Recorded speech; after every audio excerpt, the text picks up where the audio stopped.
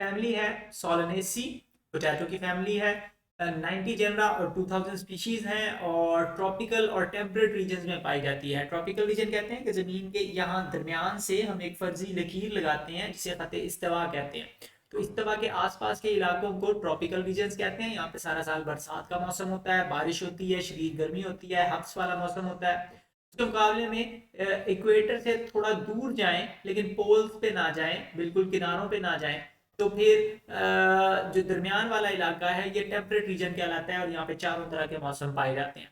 पाकिस्तान में 14 जेनरा और 52 species naturally मिलती हैं। फेमिलियर प्लांट्स में आपने सोलेनम ट्यूबरोसम पोटैटो देखा हुआ है, निकोशियाना टोबैकम तंबाकू देखा हुआ है, लाइकोपर्सिकम एस्कुलेंटम टोमेटो टमाटर देखे हुए हैं, कैप्सिकम फ्रूटिसेंस रेड पेपर लाल मिर्च आपने देखी हुई है। तो ये फेमिलियर प्लांट्स हैं, यहाँ पे आपको दिखाए हुए हैं। पोटैटो आपने देखे हुए हैं, खाने के लिए इस्तेमाल होते हैं, स्टार्ची इनके अंदर जड़ें स्टेम होते हैं जिनको हम खाने के लिए इस्तेमाल करते हैं। निकोशियाना टोबैकम इंपॉर्टेंट इकोनॉमिक क्रॉप है क्योंकि अंग्रेज़ों ने सारी दुनिया को बेची और उनको नशे पे लगाया, और फिर जब एक बंदा नशे पे लग जाता है तो वो सारी ज़िंदगी उस पे लगा रहता है और पैसे देता रहता है। तो तंबाकू का नशा पूरी दुनिया में अंग्रेज़ों ने फैलाया।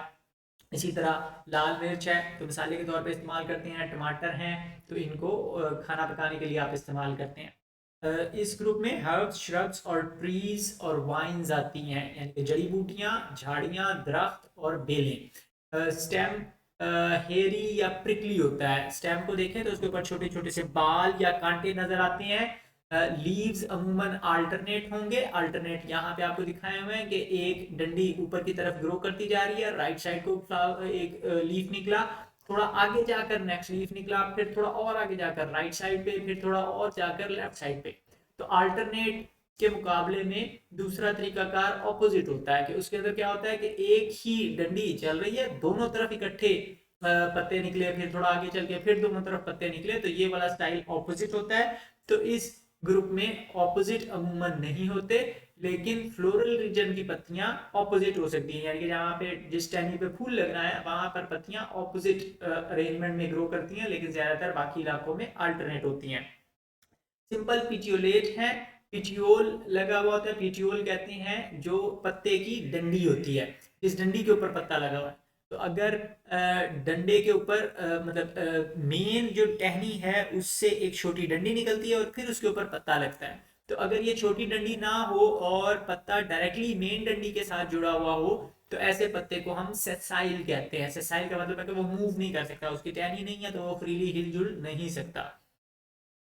इन्फ्लोरेसेंस एक्सिलियरी साइम है, साइमोस हमने बात की थी। ऐसी अरेंजमेंट को कहते हैं कि जिसके अंदर टहनी ग्रो करती है और एक्सिस की टिप के ऊपर यानी मेन डंडी की टिप के ऊपर एक फ्लावर निकलता है, फिर ब्रांचेस बनती हैं, नेक्स्ट फ्लावर लगते हैं, फिर उनकी ब्रांचेस निकलती हैं, नेक्स्ट फ्लावर लगते हैं। तो ओल्डेस्ट फ्लावर सेंटर में और न्यूएस्ट फ्लावर्स किनारों पर होते हैं। तो इस कंडीशन को हम साइम कहते हैं। डंडियों के ऊपर एक्सिस के ऊपर मेन एक्सिस के ऊपर साइम लग रहे हो तो एक्सिलरी साइम कहलाएंगे, या साइम्स के डिफरेंट कॉम्बिनेशन हो सकते हैं। मिसाल के तौर पे ये यहाँ पर आपको हेलिकॉइड साइम दिखाया हुआ है। हेलिकॉइड के अंदर क्या हो रहा है कि डंडी के दोनों तरफ साइम नहीं लग रहे, दोनों तरफ फ्लावर्स नहीं लग रहे, बल्कि डंडी के एक तरफ नई ब्रांच लगी, फिर एक उसी तरफ एक और नेक्स्ट ब्रांच लगी और उसी तरफ फिर तीसरी भी ब्रांच लग रही है। तो अब क्या हो रहा है कि वो यहाँ पर ओल्डेस्ट फ्लावर है, फिर ये थोड़ा नया, फिर और नया, फिर सबसे नया, तो ये राइट साइड को कर्ल हो रहा है। तो राइट साइड को या लेफ्ट साइड को कर्ल हो सकता है, तो इसको हेलिकॉइड साइन कहते हैं। या एम्बलेट साइंस होते हैं, उसके अंदर पूरा एक गुलदस्ता बना हुआ होता है, छतरी सी बनी हुई होती है। फ्लावर्स बाइसेक्सुअल हैं, यानी कि मेल और फीमेल दोनों सेक्स ऑर्गन्स एक ही फ्लावर में पाए जाते हैं। एक्टिनोमॉर्फिक है। एक्टिनोमॉर्फिक का मतलब है कि सारी पत्तियां एक जितने साइज की होंगी। आप फ्लावर को किसी भी एंगल से, मिसाल के तौर पे यहाँ पे आपको 3 एंगल से काट के दिखाया हुआ है, तो किसी भी एंगल से काटेंगे तो फ्लावर 2 इक्वल हाफ्स में डिवाइड हो जाता है।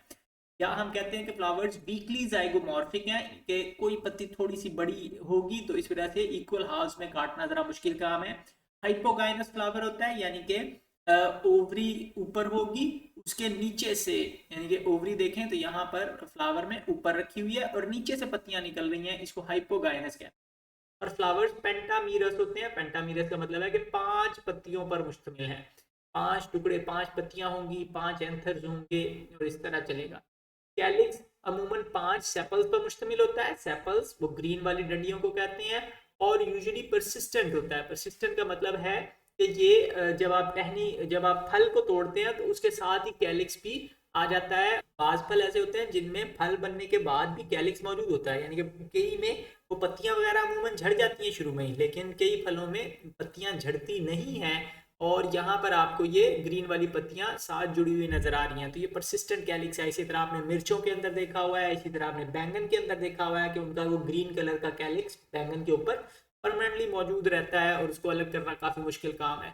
तो इसको हम कहते हैं कि ये परसिस्टेंट कैलिक्स है। करोला अमूमन 5 पेटल्स पर मुश्तमिल है। 5 वो रंग बिरंगी पत्तियां हैं जो रोटेट या ट्यूबुलर हो सकती हैं, कि उन्होंने या तो ट्यूब्स बनाई हुई होंगी जैसे यहाँ पे नजर आ रहा है, और बाज दफा ये पत्तियां गोल ऊपर की तरफ घूमती हुई ऊपर को बढ़ती हैं। एंड्रोशियम में 5 स्टेमन्स हैं और फ्री होते हैं, लेकिन करोला की ट्यूब के साथ जुड़े हुए होते हैं। ठीक है, यानी कि नीचे से अगर आप एक पत्ती को पकड़ के खींचें तो उसके साथ ही स्टेमन्स भी खींचे चले आएंगे, तो उसके साथ चिपके हुए हैं। इस कंडीशन को हम एपीपेटलस कहते हैं कि ये पेटल के ऊपर लगे हुए हैं। रेयरली 4 स्टेमन्स भी हो सकते हैं। अगर 4 स्टेमन होंगे तो डिडिडामस होंगे या डाइडिडामस इसे कह लें कि वो दो अंदर की तरफ और 2 बाहर की तरफ स्टेमन्स लगे हुए होंगे, तो इस कंडीशन को डिडिडामस कहते हैं।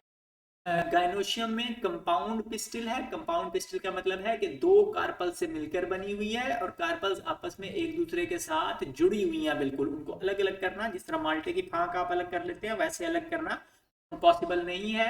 ओवरी ओब्लिकली प्लेस्ड है कि ओवरी थोड़ी सी तिरछी लगी हुई है। ओवरी सुपीरियर है, बाकी फ्लावर की हिस्सों से ऊंची है ओवरी, और बाइलॉकुलर है। बाइलॉकुलर का मतलब है कि इसके अंदर 2 खाने नजर आते हैं, अलबत्ता इम्परफेक्टली 4 लॉक्यूल्स नजर आते हैं। फील ऐसे होता है कि ये 4 खाने हैं। यहाँ पे टमाटर को आप काटें तो उसमें आपको गलती हो सकती है कि गलती लगती है कि जैसे 4 खाने बने हुए हैं, दरमियान में काफी सारा मटेरियल है, तो उसमें भी एक फाल्स सेप्टम बनाई हुई है, एक एक्स्ट्रा दीवार बना दी है, तो ऐसे लगता है कि क्रॉस की फॉर्म में दीवारें बनी हुई हैं, तो इसको हम फाल्स सेप्टम कहते हैं। प्रेजेंटेशन एक्साइल होती है। एक्साइल का मतलब है कि सेंटर में एक डंडी चलती है, जिस तरह मिर्च के अंदर आपने देखा हुआ है कि वो दरमियान में एक डंडी सी लटकी हुई होती है और उसके ऊपर फिर ये बीज लगे हुए होते हैं। इस फैमिली की इकोनॉमिक इंपॉर्टेंस बहुत ज़्यादा है क्योंकि बहुत सारी ड्रग्स और फूड आइटम्स आपको इस फैमिली से मिलते हैं। कुछ जड़ी बूटियां भी इस ग्रुप में आती हैं, कुछ जहरीले प्लांट्स हैं और कुछ खूबसूरत आराइशी पौधे भी इस फैमिली के मेंबर हैं। सोलनम ट्यूब्रोसम आप जानते हैं, आलू को कहते हैं। वाइट पोटैटो या स्वीट पोटैटो भी इसके लिए इस्तेमाल किया जाता है।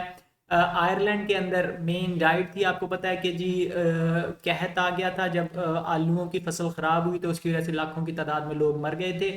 लाइकोपर्सिकम एस्कुलेंटम है, टोमेटो को हम कहते हैं। होम गार्डन वेजिटेबल है, लोगों ने अपने किचन के साथ गमलों में ग्रो करवाई हुई होती है और आप सालन बनाने के लिए इसको इस्तेमाल करते हैं। सोलनम मिलेंजिना है, बैनो का मतलब होता है काला, सोलनम मिलेंजिना कहते हैं एग प्लांट को या ब्रिंजल को, बैंगन को कहते हैं।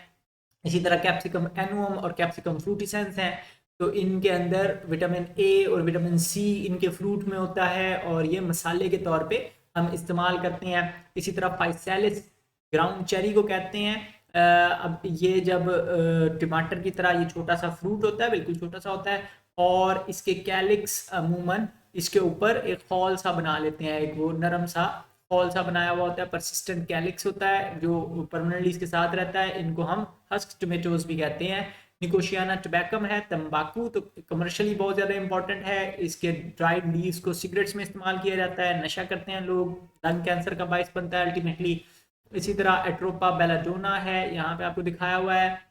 एट्रोपिन एक दवाई इससे निकलती है। इसी तरह दतूरा एल्बा है, दतूरीन एक दवाई इससे निकलती है। इनको अमूमन हकीमी नुस्खों में इस्तेमाल किया जाता है। इसी तरह कई ऑर्नामेंटल प्लांट्स इस ग्रुप में आते हैं, मिसाल के तौर पे आपको यहाँ पर दिखाया हुआ है पटूनिया, इसी तरह निकोशियाना तंबाकू के रिश्तेदार और शेस्ट्रम और सोलनम के रिश्तेदार अमूमन ऑर्नामेंटल प्लांट्स के तौर पे बागों में ग्रो करवाते हैं। हम दो स्पीशीज आपको यहाँ पे दिखाई हुई हैं।